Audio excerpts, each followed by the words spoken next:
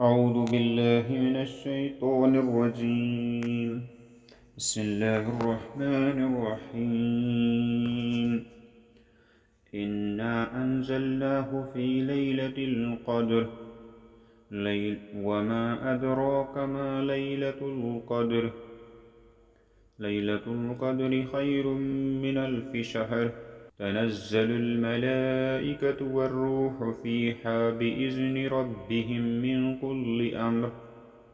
سلام هي حتى مطلع الفجر. صدق الله العظيم. رب اشرح لي صدري ويسر لي أمري واحلل عقدة من لساني يفقهوا قولي. أما بعد. بسم الله الرحمن الرحيم. السلام علیکم ورحمۃ اللہ وبرکاتہ. جیسا کہ آپ سب حضرات جانتے ہیں، آیت القرآن روزانہ ایک آیت کی حوالے سے ہم آپ کے سامنے ترجمہ اور تشریح پیش کرنے کی کوشش کرتے ہیں، لیکن بیچ بیچ میں مصروفیات کی وجہ سے ہم روزانہ نہیں کر پاتے ہیں. انشاءاللہ کوشش رہے گی کہ روز ایک آیت، 2 آیت، 3 آیت، 4 آیت، 5 آیت ترجمہ اور تشریح کے ساتھ مطالعہ کے طور پہ آپ کے سامنے پیش کی جائیں. تو آج کی اس انتخاب کا ہمارا جو موضوع ہے، جو ہمارے موضوع کا انتخاب ہے، وہ سورۃ القدر موقع مہر کے حوالے سے درس اور مطالعے کے طور پہ لے کے آئے ہیں. چونکہ کل لیلۃ القدر بھی ہے، تو اس شب قدر کے حوالے سے بھی تھوڑا سا معلومات حاصل ہو جائیں اور اس کی فیضان بھی معلوم کرنے کی کوشش کریں گے. تو چلیے شروع کرتے ہیں. اس سے پہلے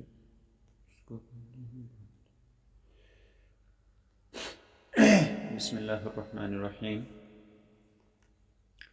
شروع اللہ تبارک و تعالیٰ کے نام سے جو نہایت رحیم اور رحمان ہے.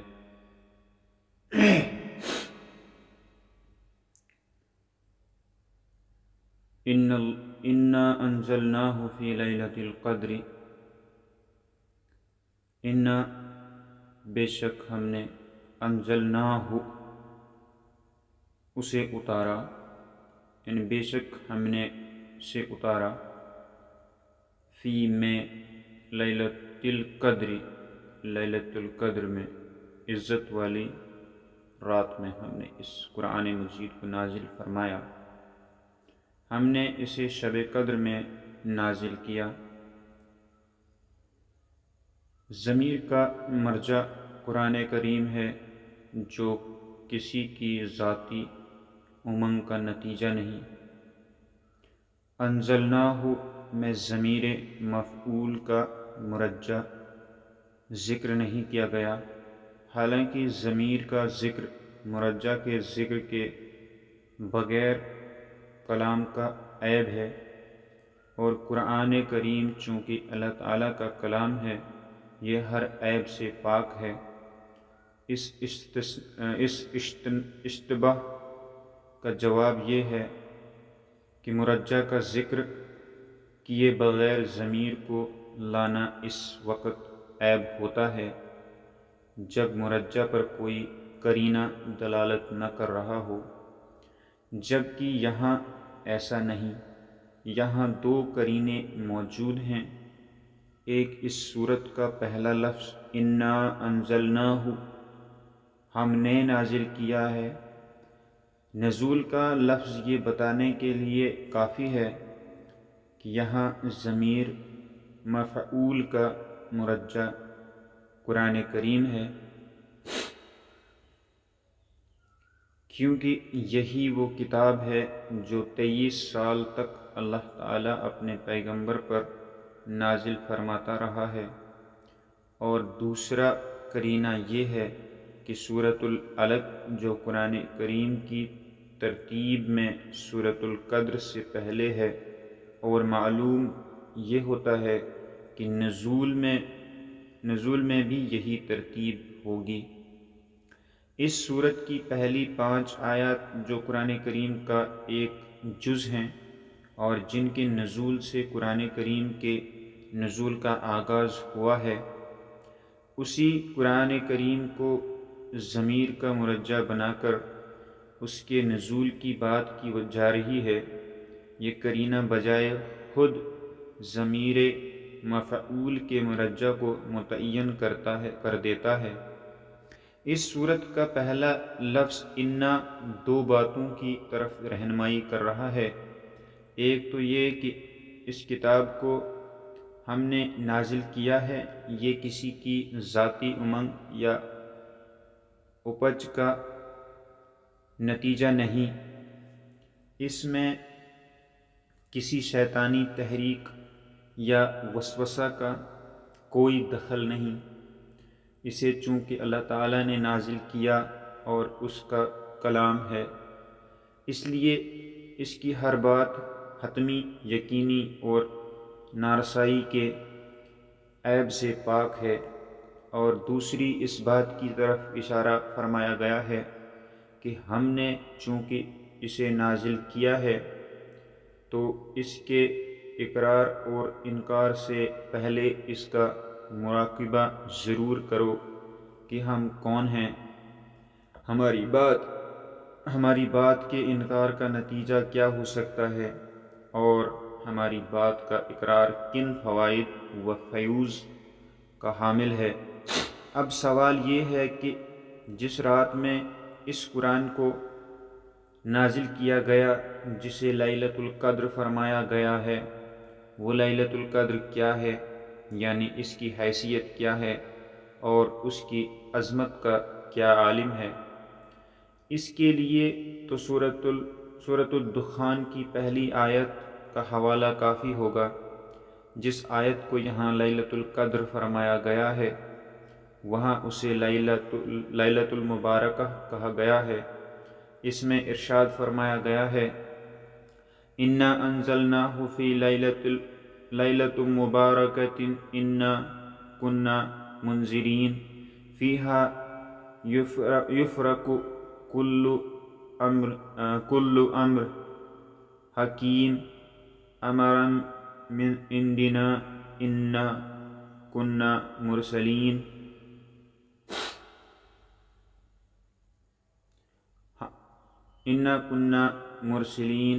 ہم نے اس قرآن کو نہایت مبارک رات میں اتارا، بے شک ہم اس کے ذریعے سے لوگوں کو ہوشیار کرنے والے ہیں۔ اسی رات میں تمام حکیمانہ امور کی تقسیم کی جاتی ہے، خاص ہمارے حکم سے، بے شک ہم رسول بھیجنے والے تھے۔ لیلۃ القدر سے متعلق چند باتیں۔ اس آیت کریمہ سے ہمیں لیلۃ القدر کے بارے میں چند باتیں معلوم ہوتی ہیں، جس سے اندازہ ہوتا ہے کہ وہ رات کس حیثیت کی حامل ہے۔ پہلی بات یہ معلوم ہوتی ہے کہ وہ قدر و منزلت والی رات سرتاپا برکت ہے۔ اس رات کو پانے والے اللہ تعالیٰ کی رحمتوں کے مورد بن جاتے ہیں۔ دوسری بات یہ معلوم ہوتی ہے کہ وہ رات ایسی عظیم القدر ہے کہ اللہ تعالیٰ نے اس رات کو اس کام کے لیے مخصوص فرمایا ہے کہ وہ تمام امور جو اس عالم میں نازل ہونے والے ہوتے ہیں اور جو انسانوں کے لیے بے حد اہمیت کے حامل ہوتے ہیں انہیں اس رات میں ملائکہ کے سپرد کر دیا جاتا ہے تاکہ وہ انہیں نافذ کر دیں۔ اور تیسری بات یہ معلوم ہوتی ہے کہ نبی کریم صلی اللہ علیہ وسلم کی بعثت، قرآن کا نزول اور قریش کو انذار ان اہم امور میں سے ہے جن کی تنفیذ کا کام اس مبارک رات میں فرشتوں کے حوالے ہوا ہے، جو اس بات کی دلیل ہے کہ یہ کوئی معمولی واقعہ نہیں ہے بلکہ یہ اللہ تعالیٰ کی اہم اسکیموں اور عظیم منصوبوں میں سے ہے۔ اس لحاظ سے اس کا لازمی تقاضا یہ ہے کہ یہ کامیابی کے آخری مراحل تک پہنچے۔ رہی دوسری بات کہ یہ رات کون سی ہے جس میں قرآن پاک نازل کیا گیا ہے، تو اس حوالے سے ہم سورۃ البقرہ میں دیکھتے ہیں کہ یہ فرمایا گیا ہے، شہر رمضان الذی انزل فیہ القرآن، رمضان وہ مہینہ ہے جس میں قرآن کریم کو نازل کیا گیا ہے۔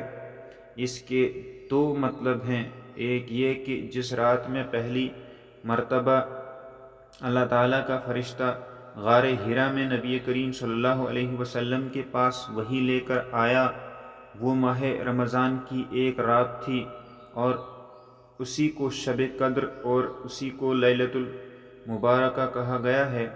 اور دوسرا مطلب یہ ہے کہ یہی وہ رات ہے جس میں پورا قرآن کریم حامل وحی فرشتوں کے حوالے کیا گیا ہے، اور پھر وہیں سے اللہ تعالیٰ کے حکم سے حالات و واقعات کے مطابق وقتاً فوقتاً 23 سال کے دوران میں حضرت جبرائیل علیہ السلام لے کر آتے رہے۔ اس لحاظ سے قرآن کریم کے دو نزول ہیں، ایک لوح محفوظ سے آسمان دنیا پر جو رمضان کی ایک ہی رات میں ہوا ہے، اور اسی رات میں اسے حضرت جبرائیل علیہ السلام، حضرت جبرائیل امین اور حاملین وحی کے حوالے کیا گیا ہے۔ اور دوسرا نزول وہ ہے جس کا آغاز غار حرا میں ہوا اور تکمیل 23 سال میں ہوئی، لیکن جب اس کا آغاز ہوا تو وہ رمضان کا مہینہ اور رات کا وقت تھا، اور اسی رات کو لیلۃ القدر کہا گیا ہے۔ لیلۃ القدر کون سی رات ہے؟ اب اس سوال کا ایک جز باقی رہتا ہے کہ یہ تو معلوم ہو گیا کہ وہ رات رمضان کی رات تھی، لیکن یہ سوال باقی ہے کہ وہ رات کون سی رات تھی۔ اس کا جواب دینا آسان نہیں، اس لیے کہ اس میں اہل علم نے بہت اختلاف کیا ہے، لیکن علماء امت کی عظیم اکثریت یہ رائے رکھتی ہے کہ یہ رات رمضان کی آخری 10 تاریخوں میں سے کوئی ایک طاق رات تھی، اور ان میں بھی زیادہ تر لوگوں کی رائے یہ ہے کہ وہ 27ویں رات ہے۔ اس معاملہ میں جو معتبر روایات منقول ہوئی ہیں ہم انہیں تفہیم القرآن سے یہاں نقل کرتے ہیں۔ حضرت ابو ہریرہ رضی اللہ عنہ کی روایت ہے کہ رسول اللہ صلی اللہ علیہ وسلم نے لیلۃ القدر کے بارے میں فرمایا، وہ 27ویں یا 29ویں رات ہے۔ ابو داؤد طیالسی۔ دوسری روایت حضرت ابو ہریرہ رضی اللہ عنہ سے یہ ہے کہ وہ رمضان کی آخری رات ہے۔ مسند احمد۔ حضرت ابی بن کعب سے زر بن حبش نے شب قدر کے متعلق پوچھا تو انہوں نے حلفاً کہا اور استثناء نہ کیا کہ وہ 27ویں رات ہے۔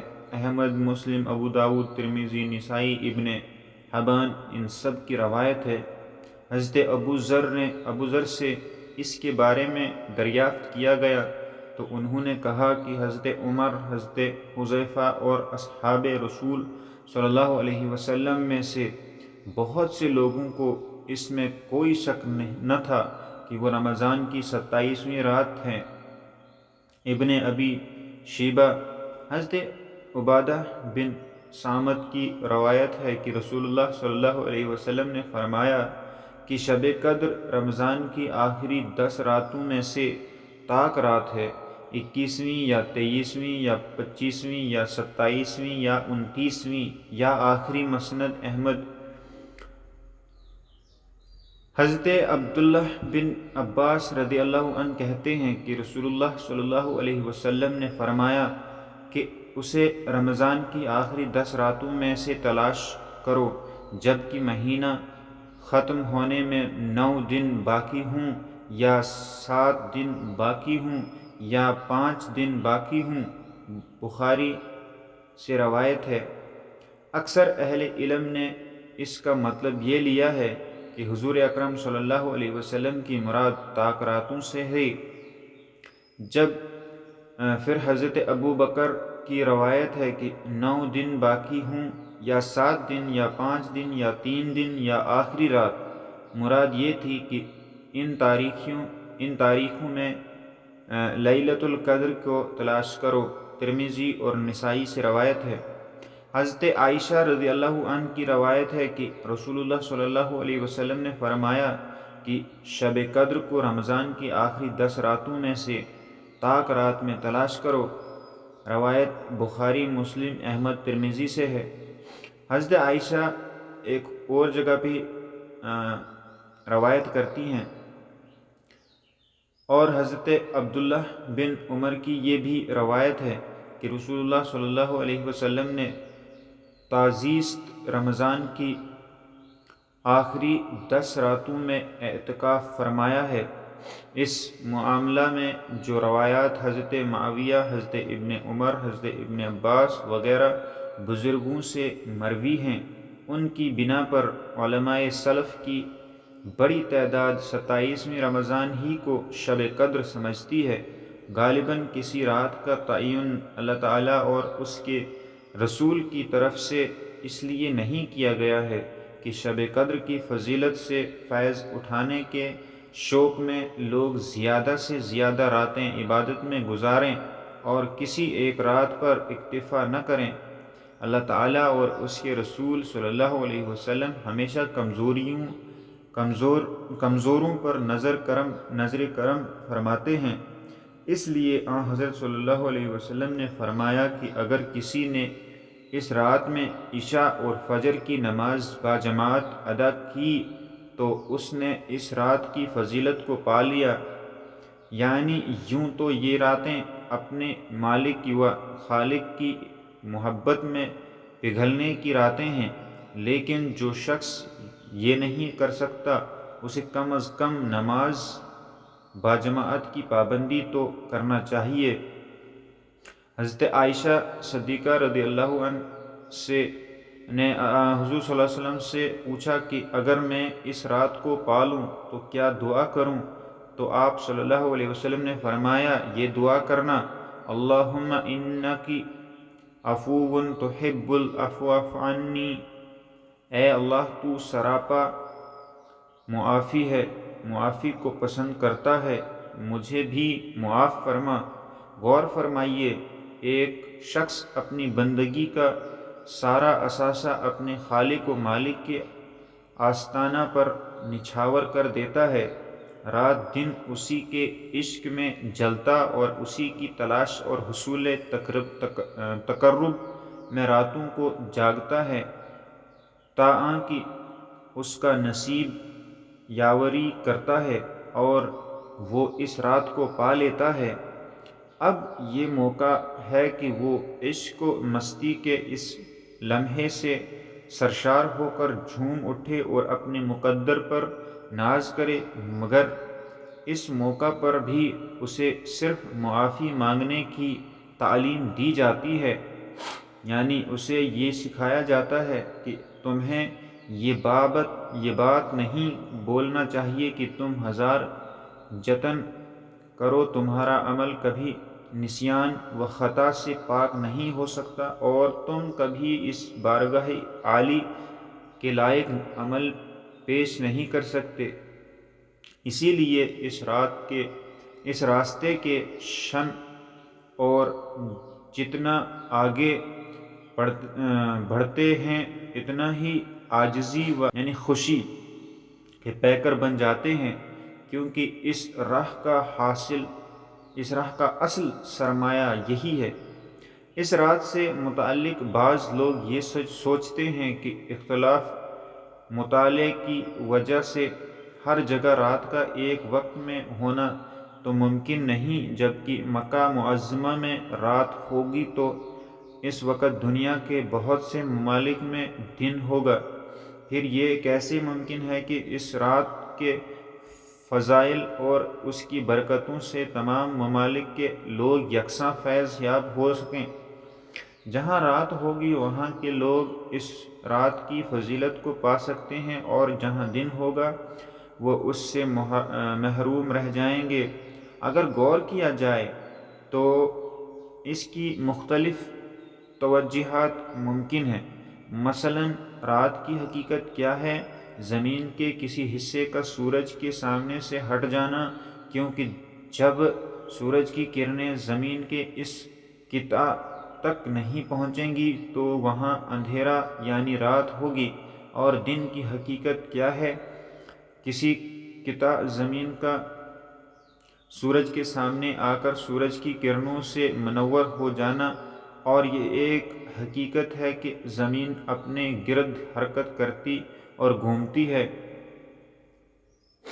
اس لحاظ سے زمین کا جو حصہ سورج کے سامنے آ جاتا ہے وہاں دن طلوع ہو جاتا ہے اور باقی حصوں میں رات ہوتی ہے، اور پھر یہ مسلسل گھومنے کی وجہ سے رات پیچھے ہٹتی جاتی ہے اور دن پھیلتا جاتا ہے، اور زمین کے یہ روشن حصے جب زمین کی حرکت کی وجہ سے سورج کے سامنے سے ہٹتے جاتے ہیں تو وہاں رات طاری ہو جاتی ہے۔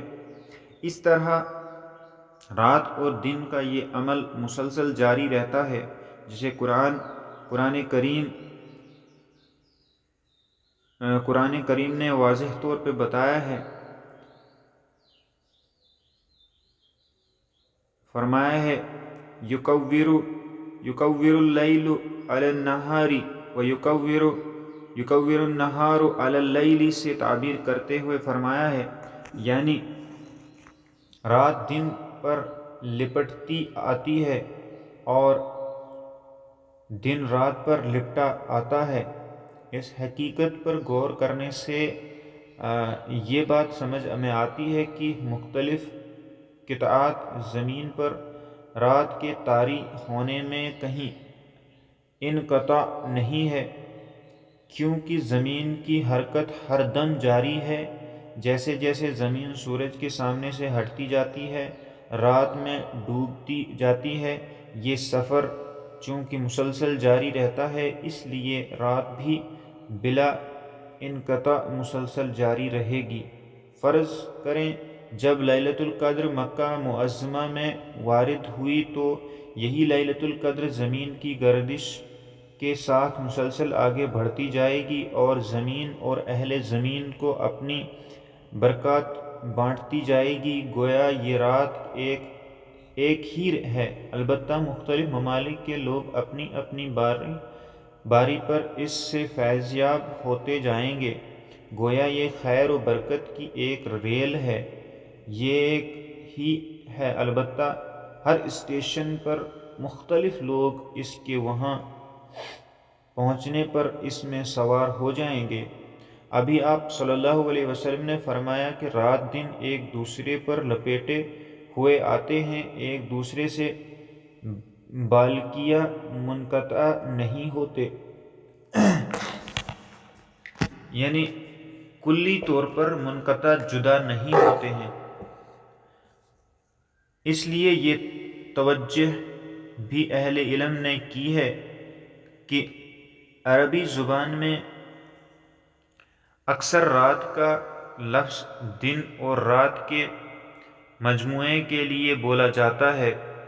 اس لیے رمضان کی ان تاریخوں میں جو تاریخ بھی دنیا کے کسی حصے میں ہو اس کے دن سے پہلے والی رات وہاں کے لیے شب قدر ہو سکتی ہے۔ اور تیسری بات جو سب سے زیادہ مستحکم ہے وہ یہ ہے کہ ہر جگہ کے اعتبار سے جو رات شب قدر قرار پائے گی اس جگہ اسی رات میں شب قدر کی برکات حاصل ہوں گی۔ واللہ سبحانہ و تعالی علم۔ اب دوسری آیت میں فرمایا جا رہا ہے کہ وما ادراک ما لیلۃ القدر، اور تم کیا جانو کہ شب قدر کیا ہے،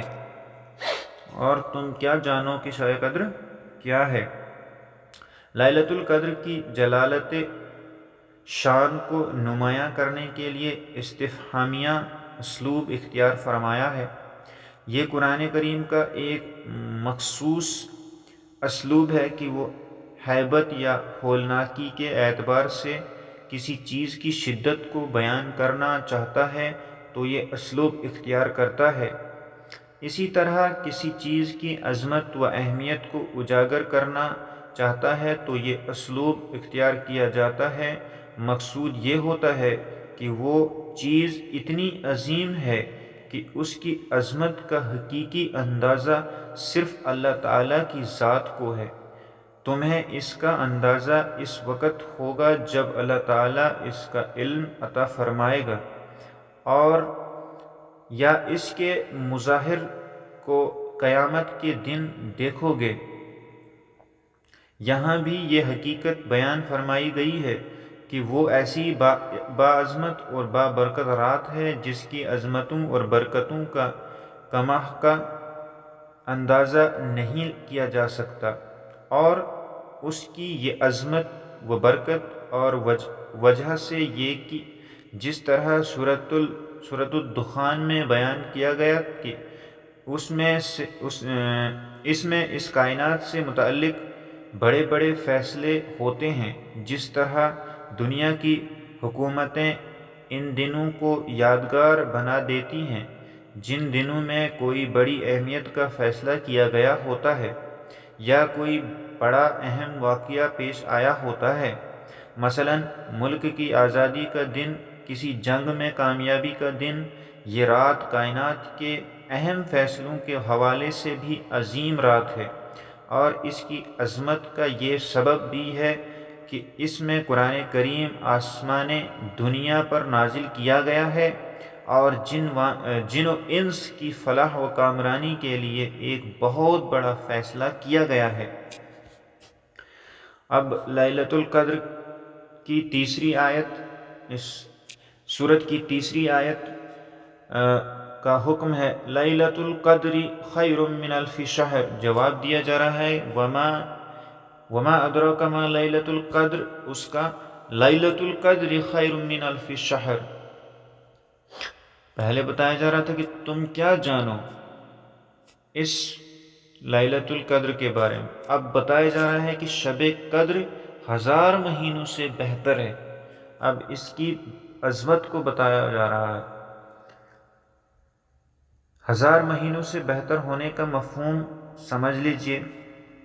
جس رات کی عظمت کو پروردگار نے استفہامیہ انداز میں اٹھایا، اس کا جواب چونکہ کسی کے بس میں نہ تھا، اس لیے خود ہی اس کا جواب ارشاد فرمایا کہ وہ شب قدر 1000 مہینوں سے افضل ہے۔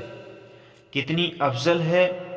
2 گنا، 4 گنا یا 1000 گنا؟ آیت کریمہ میں اللہ تعالیٰ نے اس کی تحدید نہیں فرمائی، یعنی حدود نہیں رکھے۔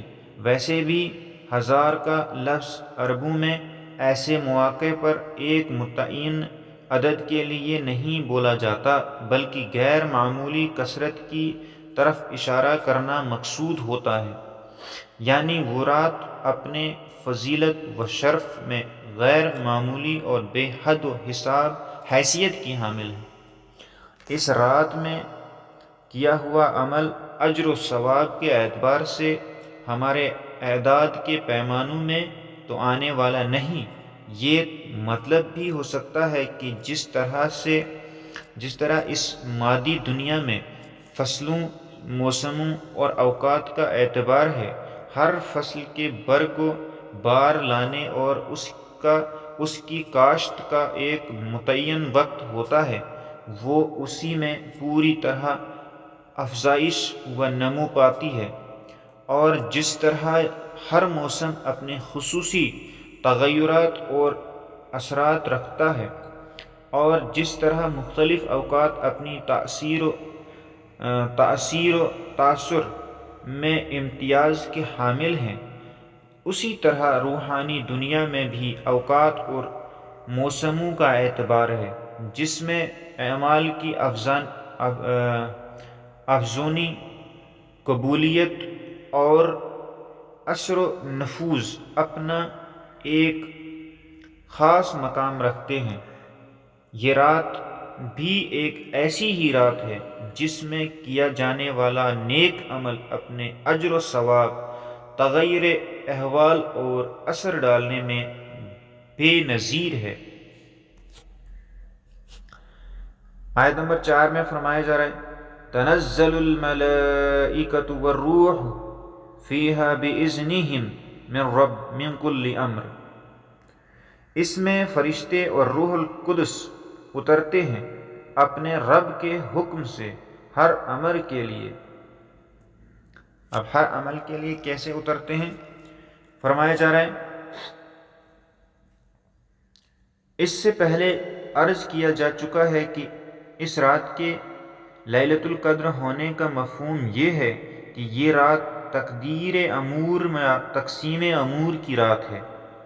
تقدیر امور اور تقسیم امور یعنی تقدیر کو بانٹنے کی اور کاموں کو بانٹنے کی رات، یعنی اس سال میں جتنے اہم کام کائنات کے حوالے سے ہونے والے ہوتے ہیں یا جن و انس کی بھلائی کے لیے جو فیصلے کیے جاتے ہیں، ان کی تنفیذ اور بروئے کار لانے کے لیے انہیں فرشتوں کے حوالے کر دیا جاتا ہے۔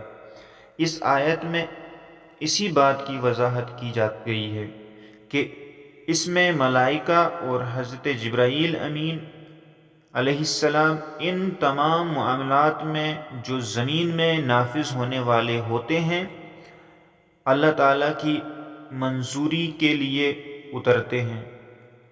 اسی بات کو کسی قدر تفصیل کے ساتھ سورہ دخان میں ذکر فرمایا گیا ہے۔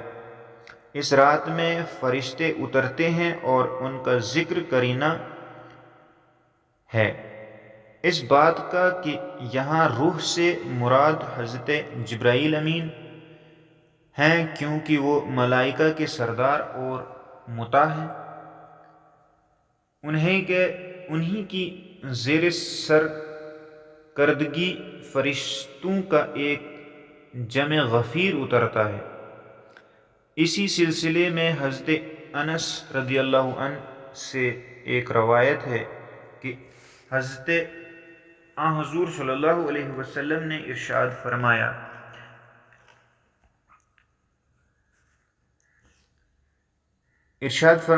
کہ لیلۃ القدر کو جبرائیل فرشتوں کے جمع غفیر کے ساتھ زمین پر اترتے ہیں، اور ملائکہ کا یہ گروہ ہر اس بندے کے لیے دعائے مغفرت اور التجائے رحمت کرتا ہے جو کھڑے ہوئے یا بیٹھے ہوئے اللہ بزرگ و برتر کے ذکر میں مشغول ہوتا ہے۔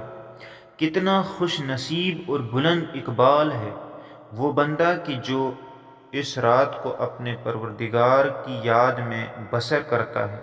جبرائیل اور فرشتے اس کے ساتھ مصافحہ کرتے ہیں اور اس کی مغفرت و بخشش کے لیے دعائیں مانگتے ہیں۔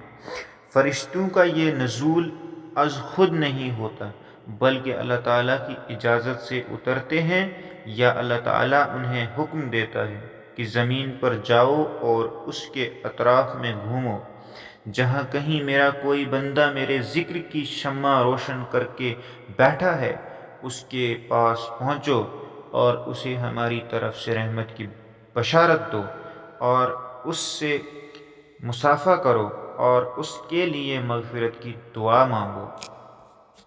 آیت نمبر 5 اور آخری آیت فرمایا جا رہا ہے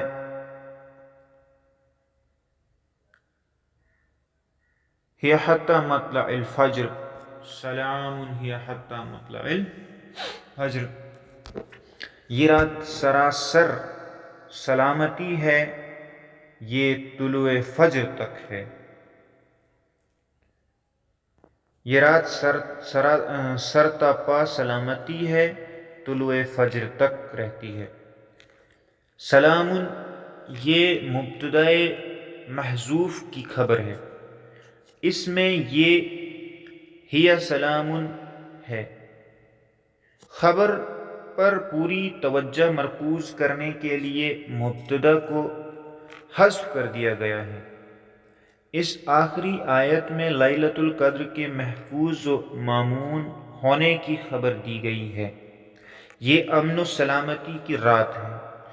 اس مبارک رات میں شیاطین پر پابندی لگا دی جاتی ہے، وہ اللہ تعالیٰ کے ان بندوں کو پریشان نہیں کر سکتے جو اللہ تعالیٰ کے ذکر میں مشغول ہوتے ہیں۔ اس رات میں اللہ تعالیٰ کے بندوں کے لیے عبادت و ریاضت کے ذریعے اللہ تعالیٰ کے قرب کے راستے کھول دیے جاتے ہیں۔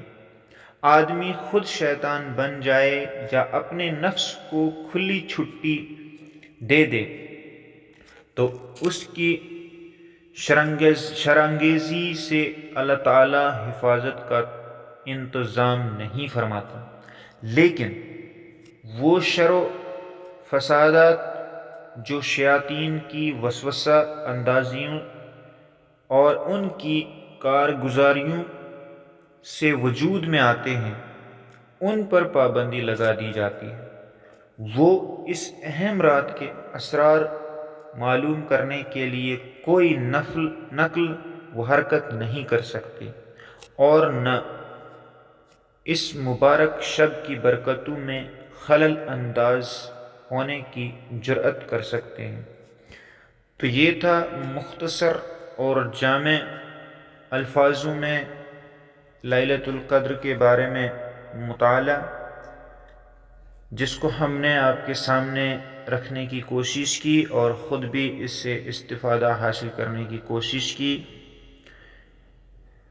اللہ تبارک و تعالی ہماری اس کوشش کو ہمارے لیے باعث برکت، باعث ثواب اور رحمت اور مغفرت کا ذریعہ بنائے۔